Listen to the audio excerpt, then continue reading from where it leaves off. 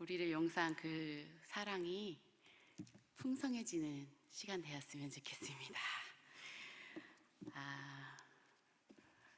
몽골에서 너무 좋은 걸 하나 배웠어요. 뭐냐면요, 다른 사람을 응원해주고 힘을 실어주는 건데요. 우리 선교사님이 가르쳐 주셨거든요. 저희 목사님 보고 해볼까요? 유창근, 유창근, 유창근, 힘. 네, 이거를 너무 이거 하는데 해줄 때도 힘이 나고 받을 때도 너무 힘이 나는 거예요. 제가 이걸 너무 많이 해가지고 목소리가 쉬었어요. 근데 너무 좋더라고요. 목소리는 쉬는데 힘은 나는 것 같았어요. 너무 좋더라고요. 저희 응원이 필요할 때마다 이거 같이 했으면 좋겠어요.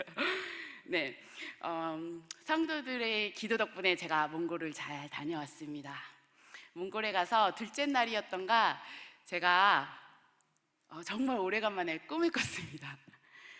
옆방에 있던 인집사님 가정이 갑자기 제 방문 밖에서 통성기도를 엄청 열심히 하는 거예요. 그 뜨거운 통성기도 소리와 마무리 아멘 소리에 제가 깜짝 놀라서 깼습니다. 몽골에서의 시간 내내 매일 주시는 말씀들이 저와 팀에게 주시는 말씀으로 받아들여지고 하나님께서 함께 하신다는 확신이 들어져서 평안 가운데 그 사역을 잘 마치고 돌아올 수 있었습니다.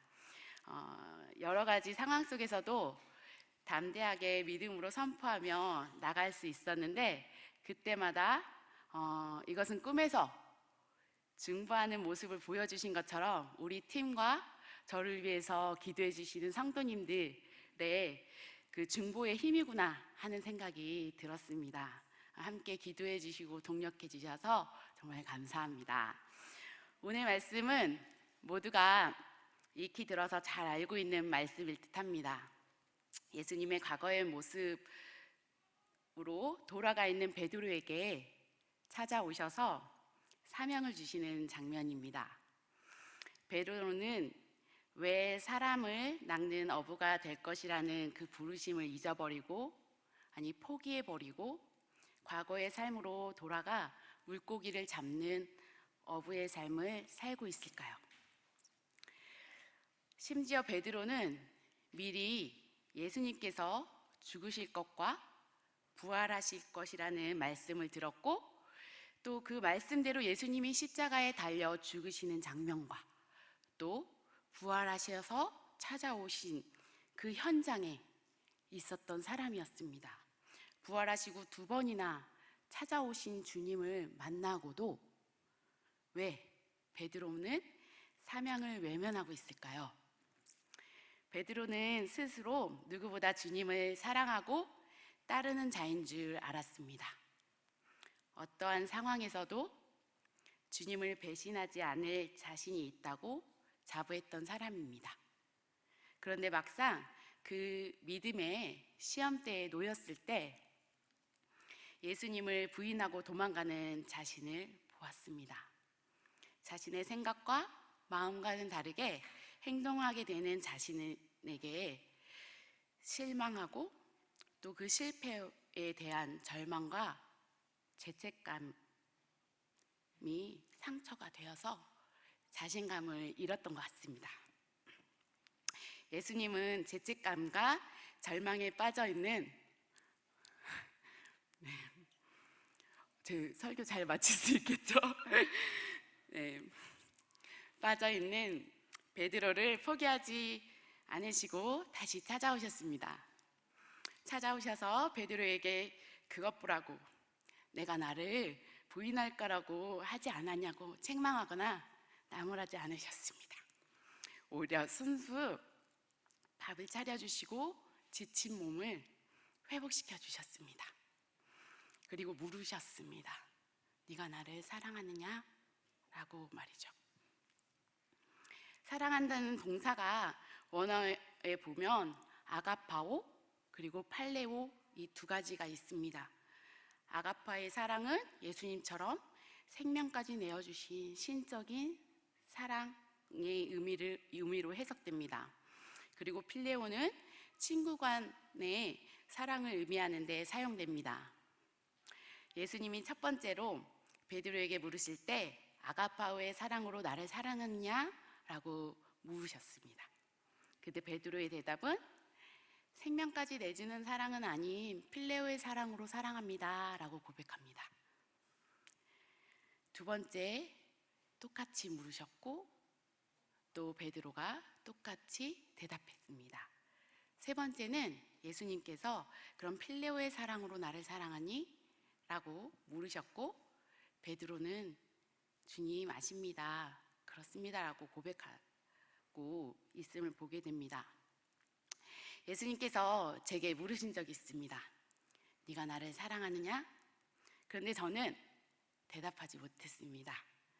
예수님을 여러 번 부인했고 또 말씀대로 살지 못하고 자꾸 넘어지는 내 모습을 보니까 주님을 사랑한다고 차마 고백하기에는 그 주님을 향한 나의 마음은 너무 보잘것 없어서 차마 사랑이라고 표현할 수조차 없을 것 같았습니다. 주님의 은혜를 입고 신앙을 회복했다가도 다시 죄된 과거의 모습으로 돌아가기를 저는 수없이 반복하는 것을 보게 됩니다. 때로는 회복하기까지 몇 년, 때로는 몇 개월, 때로는 며칠 이렇게 걸리는 제 모습을 보게 됩니다. 사역을 다시 시작할 때 이런 저를 다시 사용해 주시는 것에 대한 감격이 있었습니다. 그런데 동전의 양면처럼 한편으로는 왜 나를 세우시지에 대해서 질문이 있었습니다. 나는 양을 먹이고 돌보기에는 너무 나약한데 라는 생각이 있었습니다. 그래서 조금만 문제가 부딪히고 어려움이 있으면 그러니까 내 이 자리에 서고 싶지 않았는데 하나님 사역하고 싶지 않았는데요 라는 말을 하곤 했습니다. 그렇게 8개월을 지냈습니다. 이런 연약한 자인데 자꾸 서게 하시는 거에 대한 그 물음을 늘 가진 채 제가 사역을 했습니다. 사실은 제가 이번 선교 여행을 기꺼이 기쁨으로 감사와 기대만 해가지고 떠나지 못했습니다. 두고 갈 수도 없고 그렇다고 데리고 가기에는 눈앞이 캄캄한 그 두 아이 때문이었습니다. 한번 터지면 쉽게 그치지 않는 울보인데다가 언제 어디로 튈지 모르는 아들과 또 매사에 말끝마다 엄마에게 말대답을 하면서 토를 다는 그래서 자꾸 부딪히는 딸을 남편도 없이 데리고 성도도 아닌 사역자로 간다라는 것이 제게 큰 부담감으로 다가왔습니다. 차를 타는 것을 힘들어해서 아이들이 1분에도 몇 번씩 언제 도착해? 라고 묻곤 하는데 그 지겹다는 소리로 칭할 때마다 엄마인 나도 힘든데 지친 팀원들이 힘들게 될까봐 그 노심초사 할 게 뻔했던 거예요. 그리고 또 아이들을 대할 때 나의 그 부족한 성품들이 드러날 게 또 뻔한 것 같았습니다. 그래서 이런 아이들을 데리고 가야 한다는 것이 너무 답답했습니다. 목사님이 이런 저의 상황을 몰라주고 왜 이렇게 몰라주고 보낼까라는 그 불편한 마음을 가지고 이 불편한 마음을 누르면서 막연하게 계획이 있으시겠지 하며 하나님의 부르심을 찬양했습니다. 네, 하나님의 부르심에는 결코 실수가 없네라는 찬양 있잖아요. 저희 팀과 같이 불렀어요. 전에 선교에 간다고 할 때는 막으시더니 왜 이렇게 제가 가기 힘들 것 같은 이 상황에서 꼭 보내셔야 할까? 하나님 참 짓궂기도 하시다라는 생각을 하였습니다. 근데 몽골에 갔다 와서 큐티 말씀을 보는데 사도행전 20장 24절입니다. 나의 달려갈 길과 그 주 예수께 받은 사명 곧 하나님의 은혜의 복음을 증거하는 일을 마치려 하면은 나의 생명을 조금도 귀한 것으로 여기지 아니하노라. 이 바울의 생명지체 아끼지 아니한다는 아니 않고 드린다는 그 바울의 고백을 보면서 나는 주님께 이 조그만 불편과 조그만 이 힘든 것조차도 견뎌내지 못하는 내 모습을 보면서 회개하게 되었습니다. 그래서 이 은혜 받는 이 말씀을 가지고 제가 이 예배에 말씀을 전해야겠다 생각을 했는데 차마 이 말씀을 전할 자격이 없는 것 같아서 제가 이 오늘 읽었던 말씀 구절로 바꿨습니다. 바울은 아가파오의 그 사랑 순교자의 삶으로 주님을 사랑하는 모습이 제게 존경은 가지만 저하고는 너무 멀고 괴리감이 느껴졌습니다.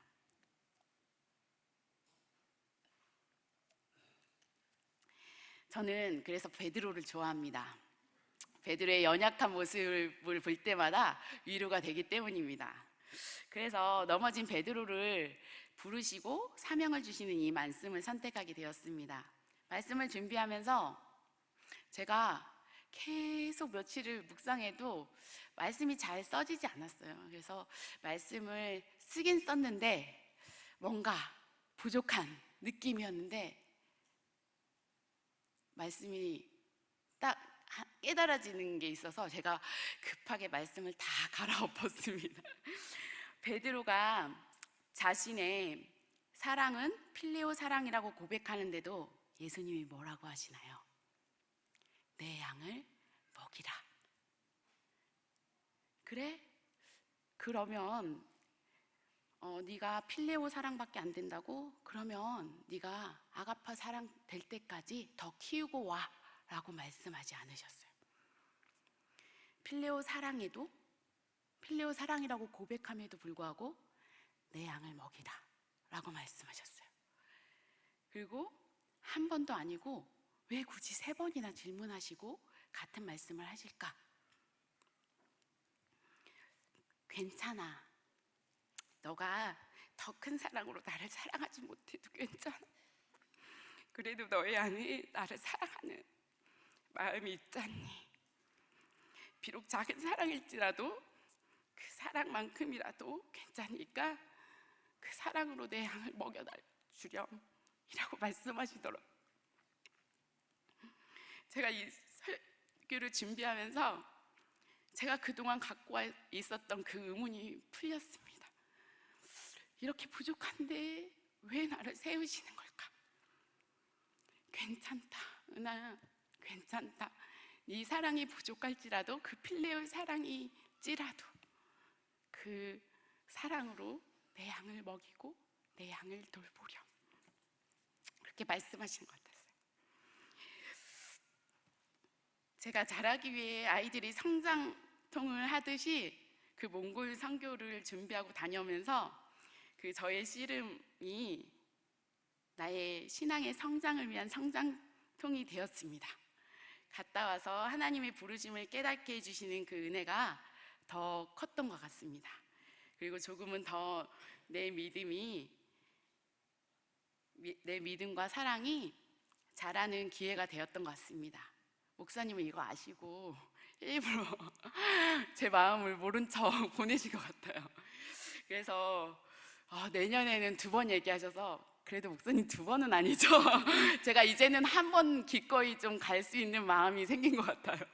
그래도 2번은 좀 아닌 것 같아요. 네. 근데 제가 다시 좀 어려움들이 부딪힐 때마다 하나님 왜 그것 보세요, 저 못하는 거 아시잖아요 라고 불평하는 마음은 이제 조금 줄어들 것 같습니다. 그 마음이 들더라도 하나님께서 그 나의 가능한 그 사랑으로 내가 할 수 있는 만큼이라도 내게 맡겨진 영혼들을 먹이고 보살피면 되겠구나라는 깨달음이 주어졌기 때문입니다. 이제는 하나님의 부르심이란 찬양의 가사 하나하나가 저의 고백으로 부르게 되는 것을 발견합니다. 하나님의 부르심에는 후회하심이 없네. 내가 이 자리에 선 것도 나의 주의 부르심이라. 하나님의 부르심에는 결코 실수가 없네. 나를 부르신 하나님의 신실하심을 믿네. 작은 나를 부르신 뜻을 나는 알 수 없지만 오직 감사와 순종으로 주의 길을 가리라. 때론 내가 연약해져도 주님 날 도우시니 주의 놀라운 그 계획을 나는 믿으며 살리. 날 부르신 뜻 내 생각보다 크고 날 향한 계획 나의 지혜로 측량 못하니 가장 좋은 길로 가장 완전한 길로 오늘도 나를 이끄시 믿네. 네. 예수님께서 동일하게 성도님들께도 물으시고 계십니다. 내가 나를 사랑하느냐? 말씀대로 살아내지 못하는 자신의 모습을 보면서 죄책감에 눌려 좌절하고 있지는 않으십니까? 아니면 어려움들로 인해서 낙심하고 쓰러져 있지는 않으십니까? 예수님을 온전히 사랑하지 못하는 그 무언가로 인하여 주님과의 관계가 깨어져 있지는 않으십니까? 우리가 어떠한 모습이든 간에 예수님께서 변함없는 사랑으로 오래 참으심으로 기다리시며 우리를 바라봐주고 계십니다. 비록 작은 사랑일지라도 너의 안에 나를 향한 사랑이 있다는 것을 안단다 라고 말씀해 주십니다. 말없이 음식을 차려주시고 먹이시고 그렇게 회복시키시듯이 연약하여 넘어진 영혼들을 일으키시며 말씀하십니다. 생명을 드릴 만큼 큰 사랑이 아니어도 괜찮아. 고백하기 부끄러운 작은 사랑이라도 괜찮아. 그 사랑만큼이라도 나의 양을 돌봐주지 않겠니? 라고 우리에게 물으시고 계십니다. 바라기는 그 주님의 부르심에 네 라고 순종하며 나아가는 저와 여러분이 되기를 소망합니다. 그래서 주님을 사랑하는 그 사랑이, 그 믿음이 점점 더 자라나게 되기를 소망합니다.